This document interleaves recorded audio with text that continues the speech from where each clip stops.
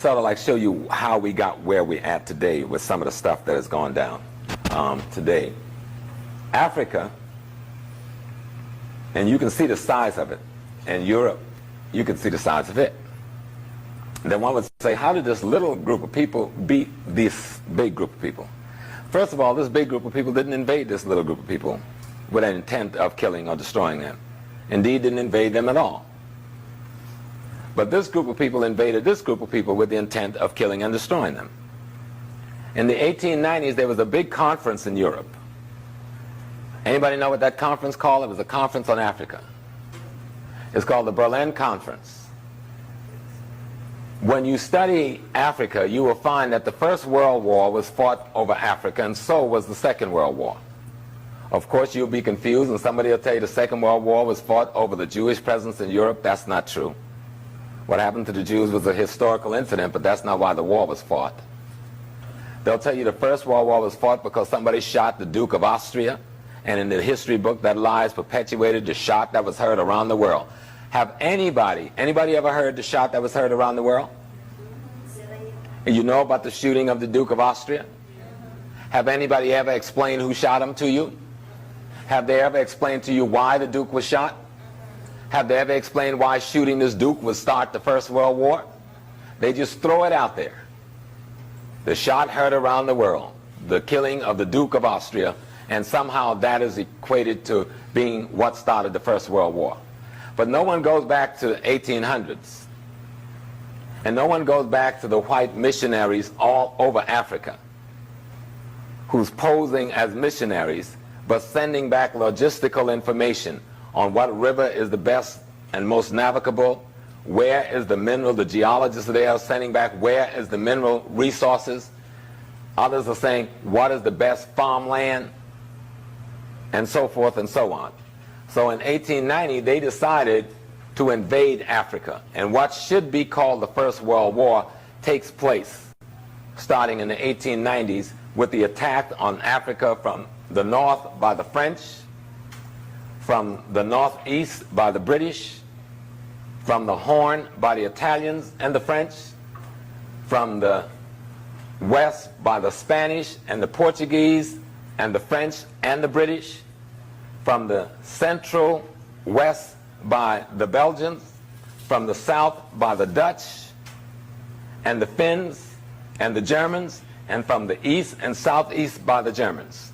All of them attacked Africa simultaneously, and it is not even referred to as a war. Have you all ever had the story of this war in history? Have anybody ever talked about the Berlin Conference and what it meant? Were you ever told about the struggle for Fashada, which is a point on the Nile River, this bend down in Sudan, where the fork goes into Sudan and into Ethiopia? Did they ever explain while the British with the Arab Egyptians began to invade the Sudan, the Italians began to invade Ethiopia, the French invade Morocco and Algeria, the Spanish invade Mauritania and what is now called Sahara, the French invade what is Senegal, Mali area, while the Portuguese invaded what is part of Guinea area, while the British invades again what is Nigeria and Ghana, and the German invades what is Gabon, Congo and Angola and Namibia, but the Portuguese controls Angola, so the Germans had to run down to Namibia. In the course of all of this, when the fighting was finished and the bloody wars had been fought, the Germans was left with the short end of the stick. Notwithstanding, they had called the conference in the first place to cut Africa up between the Europeans. But now Kaiser finds himself cut out of the deal by the turn of the century, the 1900s, and he said, look, unless you give me a better piece of the land, because they hadn't discovered uranium in Namibia yet, and he didn't realize the true value of the farmland in Tanzania to the economy of Europe yet. So stuck with Tanzania and Namibia, which is mostly a desert, the Germans hit the ceiling. And when the Germans couldn't get a better deal on the African mineral resources, Germany went to war to find those resources in Europe. And where did they go?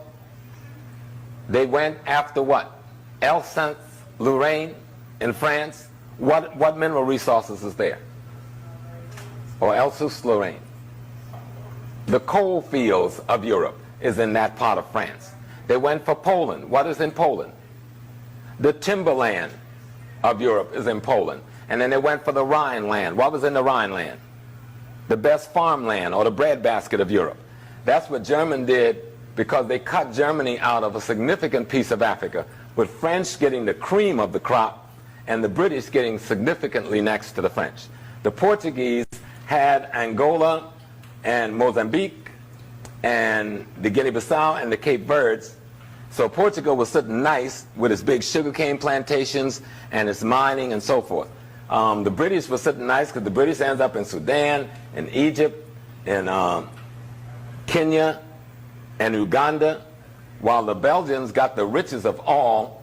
Leopold, the king of Belgium, gets Zaire, or what was then the Congo, which was the center of mineral wealth at that point. And in all of this, the African is launching fierce resistance. These wars are lasting for decades, but it's not even called a war. Some great generals are born and die in these wars. Most of you, any of you, have you ever heard of a general called Tippy II? This is the man who led the resistance in Zaire against the Belgians. An enormous war being fought with bows and arrows against cannons and rifles.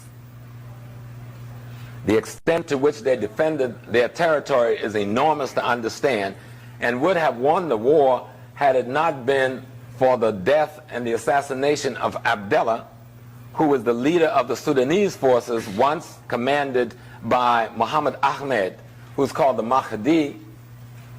And Abdullah got caught blind at his back by the British and the Egyptians because the Ethiopians capitulated, and instead of defending the flag coming from the east, took money to stay neutral.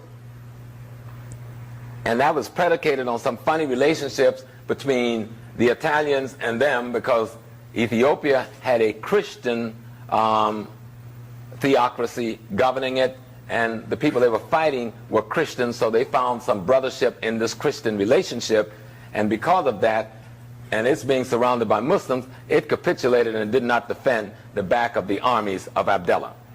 While the French came down through Algeria, Niger, crossing to Chad to face Abdullah's forces, and the Belgians was coming up from the south, Abdullah and Tippy II had a good chance of crushing both forces if they could have gotten the Menelik family to defend the eastern portion of their country, of their land. But no one even talks to you about this war, or about these leaders, or about their accomplishments. And even with all of the weaponry of Europe, they were losing all over the place until they introduced what? What weapon was introduced into these wars? Huh? No, the gunpowder's already at play. That's what wins in slavery, the gunpowder. What? No, it was the Gatling gun.